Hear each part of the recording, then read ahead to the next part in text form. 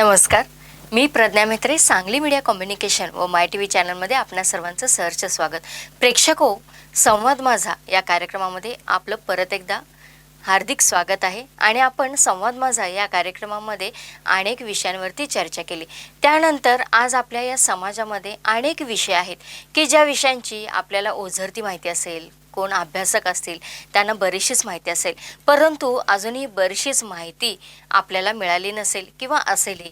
तर माझा हेतू हाच आहे की संवाद माझा या कार्यक्रमातून जे नवीन विद्यार्थी असतील, त्यानंतर अभ्यासक असतील, त्यांना अगदी जवळून हा विषय हाताळता यावा यासाठीचा हा प्रयत्न आहे. तर संवाद माझा या कार्यक्रमाचा आजचा जो काही विषय आहे तो आहे प्राचीन व आधुनिक मराठी साहित्य. आणि आजच्या या कार्यक्रमाचे वक्ते आहेत डॉक्टर वी दा वासमकर सर, आणि त्यांच्यासोबत आज आपण आता बातचीत करणार आहोत. नमस्कार, मी डॉक्टर वी दा वासमकर विलिंग्डन महाविद्यालयामधून 2 वर्षापूर्वी निवृत्त झालेलो आहे. माझा विषय मराठी हा असून मराठी वाङ्मयाचा इतिहास आणि समीक्षा हा माझा अभ्यासाचा कार्यक्षेत्र आहे.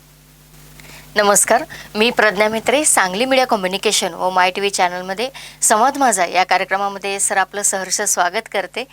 आपल्या मराठी भाषेची सर परंपरा खूप मोठी आहे, पण याचा जो काही काळ आहे तो नेमका सांगता येईल का आपणाला? हां, नेमका असं सांगता येणार नाही, परंतु आपल्याला मराठी भाषा कधीपासून सुरू झाली याचा काही एक अंदाज आपल्याला सांगता येईल. मराठी भाषा तशी खूप जुनी आहे. इसवी सनाच्या 5व्या-6व्या शतकापर्यंत आपण भाषेच्या निर्मितीचा इतिहास सांगू शकतो. मग हे आपण कसं सांगू शकतो?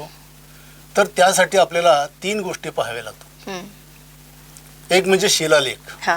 शिलालेख तुम्हाला माहिती आहे की काळ्या दगडावरची रेघ आपण त्याला म्हणतो, तशी ती म्हणच रूढ झाली. दुसरं म्हणजे ताम्रपट. ताम्रपटामध्ये सुद्धा कोरलेलं असतं, त्यामुळे ताम्रपट सुद्धा अस्सल पुरावे म्हणून सांगितलं जातं. आणि तिसरा म्हणजे ग्रंथांचा इतिहास.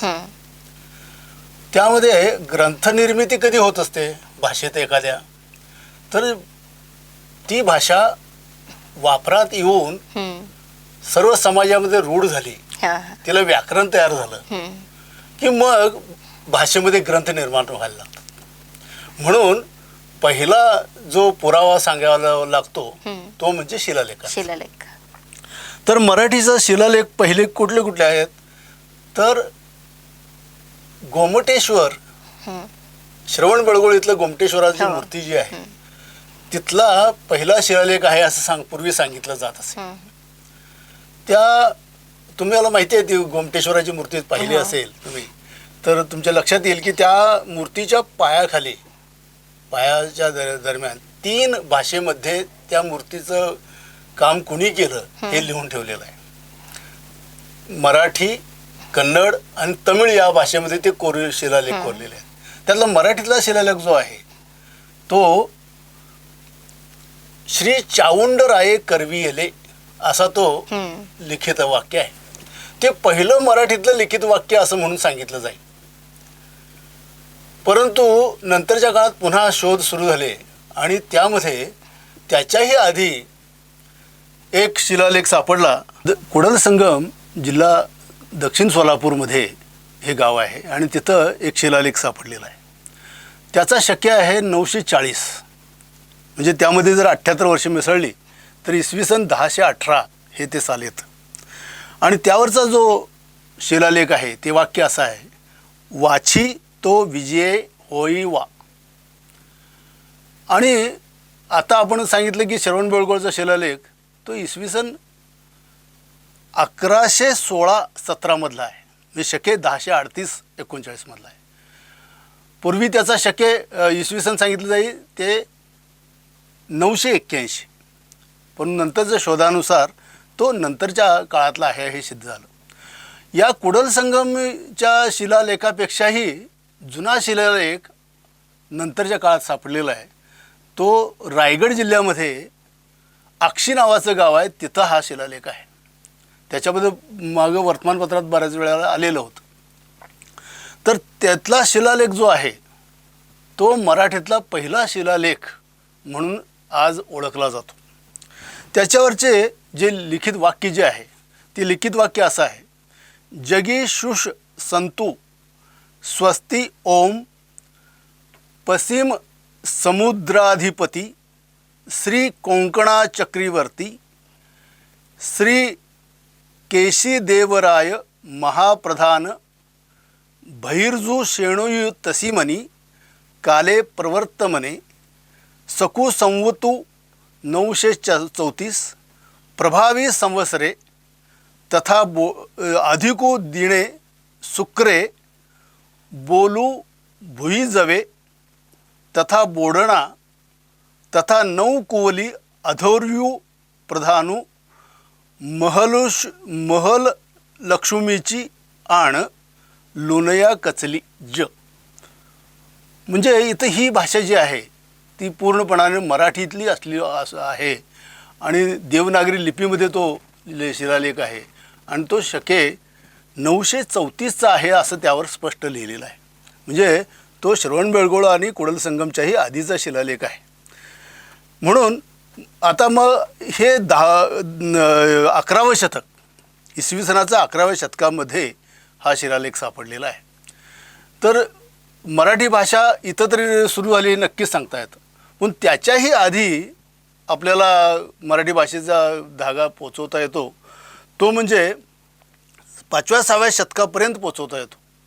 ज्योतिषरत्नमाला नावाचा एक ग्रंथ प्राचीन पहिला सांगितला जातो. तर त्याच्याही आधी कुवलयमाला नावाचा एक ग्रंथ होता. त्या ग्रंथामध्ये मराठी माणसाचं वर्णन केलेलं आहे.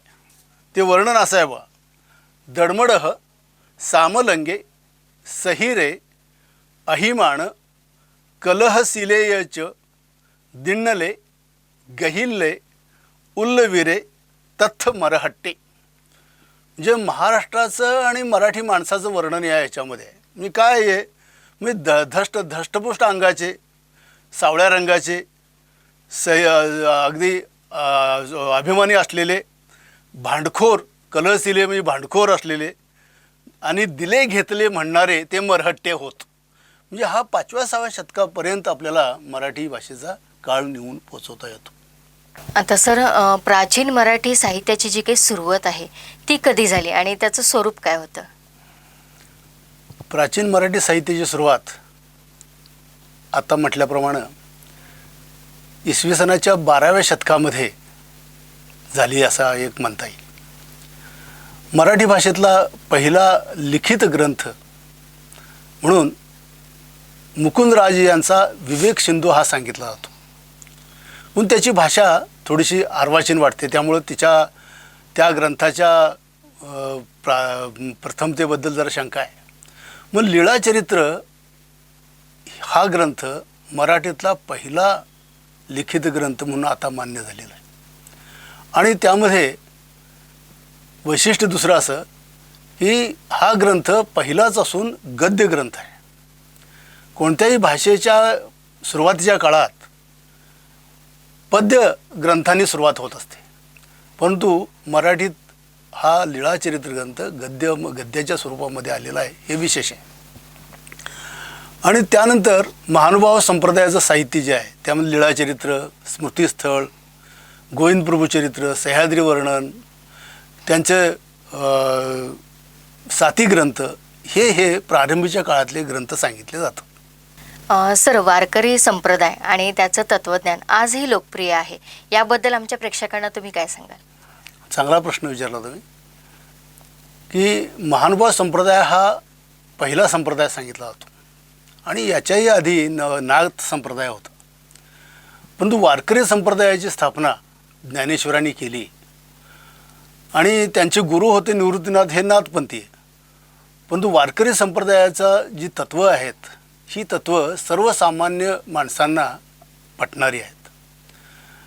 कारण महानुभाव संप्रदायाचं तत्त्वज्ञान आचरणात आणायला अत्यंत कठीण असं होतं.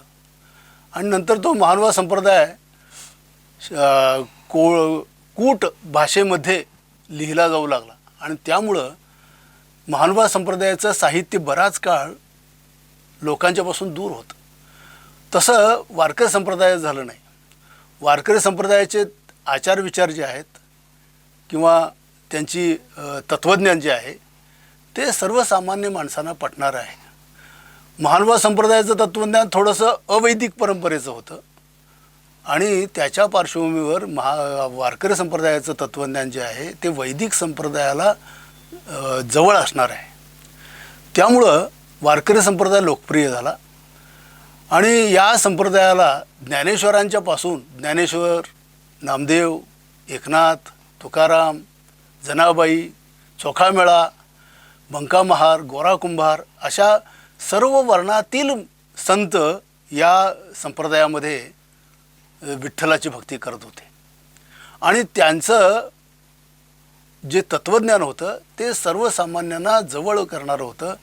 आध्यात्मिक लोकशाहीच पंढरपूरच्या वाळवंटात निर्माण झालेली होती आणि आजपर्यंत आता आपण सध्या बघतो की वारकरी जे दिंडी काढतात त्या दिंडीमध्ये लाखो लोक पायी आळंदी देहूपासून पंढरपूरला जातात. कारण याचं हेच आहे की वारकरी संप्रदाय हा सर्वसामान्य माणसांना जवळचा वाटणार आहे. कारण त्यांचं तत्त्वज्ञान सोपं आहे. विठ्ठल हा जसा विष्णूचा अवतार म्हणून तो सगळ्यांना सांभाळून घेणारा असं वाटतो. त्यामुळं वारकरी संप्रदाय आजही लोकप्रिय आहे. घेऊ एक छोटीशी विश्रांती आणि तुम्ही पाहत राहा फक्त आणि फक्त Sangli media my TV channel.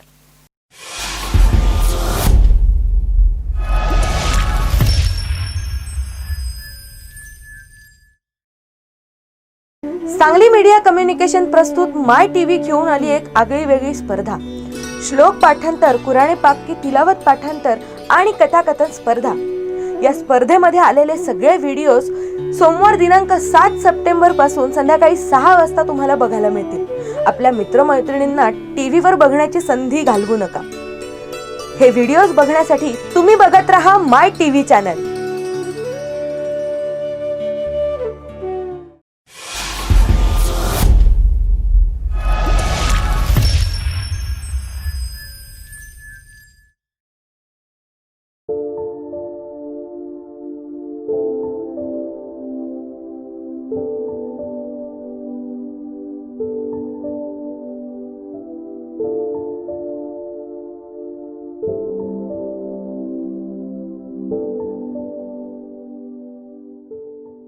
छोट्याशा विश्रांतीनंतर आपण परत आलो आहोत आणि संवाद माझा या कार्यक्रमामध्ये आपल्यासोबत आहेत डॉक्टर वी.दा. वासमकर सर आणि आपला आजचा जो काही विषय आहे तो आहे प्राचीन व आधुनिक मराठी साहित्य आणि याविषयी आपण बातचीत करत आहोत सरांशी. यानंतर सर पंडिती वाङ्मयाचा जी काही प्रेरणा आहेत त्या कोणत्या आहेत? वारकरी संप्रदायाच्या नंतरच्या काळात पंडिती काव्य सुरू झालं. वामन पंडित, मोरोपंत किंवा त्याच्या आधी मुक्तेश्वर अशासारखे मोठमोठे पंडित कवी या काळात होऊन गेले. आता ह्या पंडित कवींचा प्रेरणा ज्या आहेत त्या भक्तीच्याच आहेत, परंतु संत कवी आणि पंडित कवी यांच्यामध्ये थोडासा फरक करावा लागतो. संत कवींनी भक्तीला प्राधान्य देऊन सोप्या सोप्या रचना लोकांच्या समोर आणल्या. म्हणजे पंडित कवी थोडेसे विदग्ध वृत्तीचे असल्यामुळं आपलं ज्ञान, आपली भाषाचं ज्ञान प्रसृत करण्यासाठी त्यांनी अनेक प्रयोग केले. आता मोरोपंतांनी तर 108 रामायणं लिहिली. त्यामध्ये ओष्ठ रामायण, निरोष्ठ रामायण अशा पद्धतीची रामायणं होती. त्यांचा भारती हा ग्रंथ हाही प्रसिद्ध आहे. आर्या या वृत्तामध्ये ते लिहिलेलं आहे. महाभारतावरती ग्रंथ लिहिलेले आहेत. त्याचप्रमाणे वामन पंडित हे सुश्लोक वामनाचा म्हणून सांगितलं जातं तशा प्रकारचे ते श्लोक लिहिणारे वामन पंडित, त्यांनी ज्ञानेश्वरांनी भगवद्गीतेवरती जे ग्रंथ लिहिला तो ज्ञानेश्वरी भावार्थ दीपिका म्हणून, पण तो वामन पंडितांनी यथार्थ दीपिका लिहिला आणि यथार्थ दीपिका हा ग्रंथ प्रचंड आकाराचा आहे. परंतु या सर्व पंडित कव्यांच्या प्रेरणा जरी भक्तीच्या असल्या तरी आपलं शाब्दिक कौशल्य दाखवण्याच्या नादामध्ये भक्तीला ते थोडंसं गौण स्थान देत होती की काय असं वाटतं. पण या काळात पंडिती कवीने अनेक कविता लिहिल्या. आता त्यातले मुक्तेश्वर हे एकनाथांचे नातू, तर त्यांची समाधी इथं आपल्या शेजारच्या जिल्ह्यामध्ये, कोल्हापूर जिल्ह्यामध्ये कुरुंदवाडजवळ तेरवाड या गावी समाधी आहे.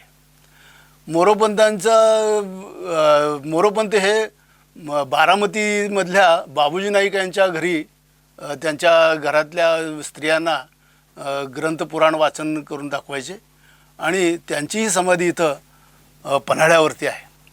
तर अशा तऱ्हेनं पंडिती काव्यसुद्धा लोकप्रिय झालं, पण ते इतकं लोकप्रिय झालं नाही. या काळातला एक पंडित कवी नंतरच्या काळातला आहे, 18व्या शतकातला, तो म्हणजे श्रीधर. श्रीधराचे ग्रंथ मात्र घरोघरी वाचले जातात, कारण त्यांची भाषा जी आहे ती अतिशय सोपी सुबोध अशी आहे इतर पंडित कवींच्या मानानं. त्यांचे ग्रंथ म्हणजे हरिविजय, रामविजय, पांडव प्रताप आणि शिवलीलामृत हे ग्रंथ अत्यंत लोकप्रिय झाले आहेत. ते घरोघरी आजही वाचले जातात, असे ते ग्रंथ आहेत. शाहिरी कवितेला खरी कविता असे श्री म वर्दे का म्हणतात, याविषयी काय सांगाल आपण? मग आतापर्यंत जे आपण बघितलं की पंडिती काव्य आणि संतांचं काव्य यामध्ये जे प्रेरणा आहेत त्या दैवी प्रेरणेला जवळचं हे साहित्य आहे. त्यांचा हेतू जो आहे तो भक्तीचा आहे. परंतु शिवाजी महाराजांच्या काळापासून शाहिरी वाङ्मयाला सुरुवात झाली आणि त्यामध्ये शिवाजी महाराजांच्या पराक्रमाचा इतिहास हे शाहीर गाऊ लागले. त्यातले पहिले शाहीर जे सांगितले जातात ते आगिनदास, अज्ञानदास असं त्यांचं मूळ नाव, त्यांना आगिनदास म्हणतात. तर त्यांचा अफजल खानाचा वधाचा पोवाडा त्यांनी गायला आणि तो मराठीतला पहिला पोवाडा म्हणून सांगितला जातो. त्याच्याही आधी फार होते, परंतु हा प्राधान्यानं हा पहिला पोवाडा मानला जातो. त्यानंतर या शाहिरी परंपरेमध्ये अनेक शाहीर होऊन गेले. राम जोशी होते, त्याचप्रमाणे प्रभाकर, अनंत फंदी, सगनभाऊ, होनाजी बाळा वगैरे हे शाहीर कवी हे पोवाडे लिहायचे, त्याचप्रमाणे लावण्या लिहायचे. म्हणजे युद्धामध्ये पराक्रम करणाऱ्या सैनिकांच्यासाठी लावण्या आणि त्यांचे पोवाडे गाणं हे शाहिरांनी आपलं कर्तव्य मांडलेलं होतं. आणि यामधून म्हणजे श्रीम वर्दे का म्हणतात की खरी कविता हिला, तर या आधीची जी कविता आहे ही कविता पारलौकिकाची होती. परमेश्वराचं गुणवर्णन करा, ज्या परमेश्वराला कुणी आजपर्यंत पाहिलेलं नाही, परंतु तरीसुद्धा त्याचे आपण अस्तित्व मानतो आणि त्याचं लिहितो, त्यांच्यावरती लिहितो. परंतु शाहिरी वाङ्मयामध्ये अस्तित्वात असलेल्या माणसांच्यावरती काव्य लिहिलं जाऊ लागलं. आपल्या माणसांच्या इच्छा आकांक्षा या शाहिरी वाङ्मयातून, लावणीतून आणि पोवाड्यातून व्यक्त होऊ लागली. म्हणून तिला खरी मराठी कविता, खरी कविता असं श्रीम वर्दे म्हणतात. 1818 ते 1872 हा जो काही कालखंड आहे, तर याला अंधार युग असं का संबोधलं जातं? हां, चांगला प्रश्न आहे अगदी. 1818 हा हे वर्ष का घेतलं आहे, तर या वर्षी पेशवाईचा अंत झाला आणि इंग्रजांचं राज्य इथं प्रस्थापित झालं.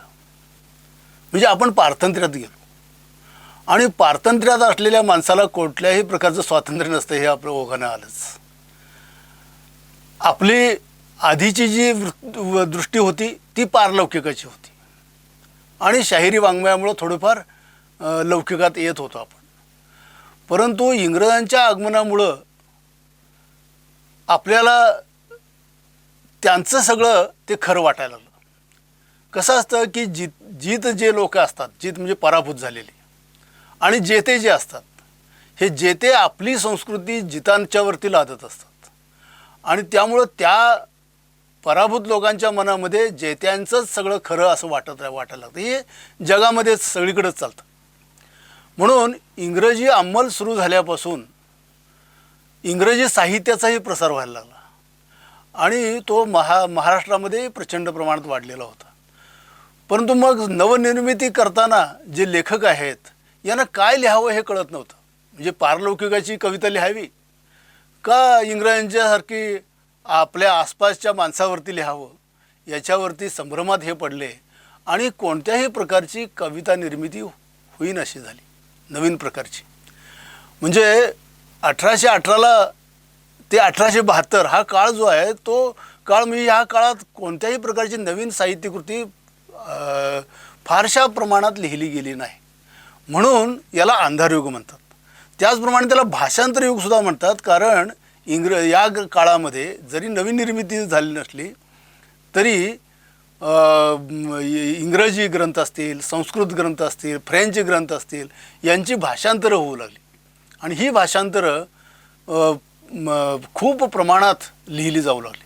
त्यामुळं नवीन निर्मिती न होता त्याला भाषांतराचा काळ म्हणतात आणि काहीच निर्माण न होत असल्यामुळं अंधारयुग म्हटलं जातं. मग सर, यातून आधुनिक वाङ्मयाची सुरुवात कशी झाली? म्हणजे इंग्रजांच्या आगमनामुळं की त्यांची दृष्टी ही खरी दृष्टी वाटायला लागली होती. लोक शिकायला लागलेले होते. इंग्रजांनी इथं शिक्षणाचा प्रसार सुरू केला. तो जरी त्यांच्या शासनाच्या म्हणजे सोयीसाठी जरी असला, प्रशासनाच्या सोयीसाठी, तरी काही एक प्रमाणात सर्वसामान्य माणूस शिकू लागला आणि ऐहिक वृत्ती माणसांची निर्माण व्हायला लागली. आपल्या आसपासची गोष्टी महत्त्वाच्या वाटू लागल्या.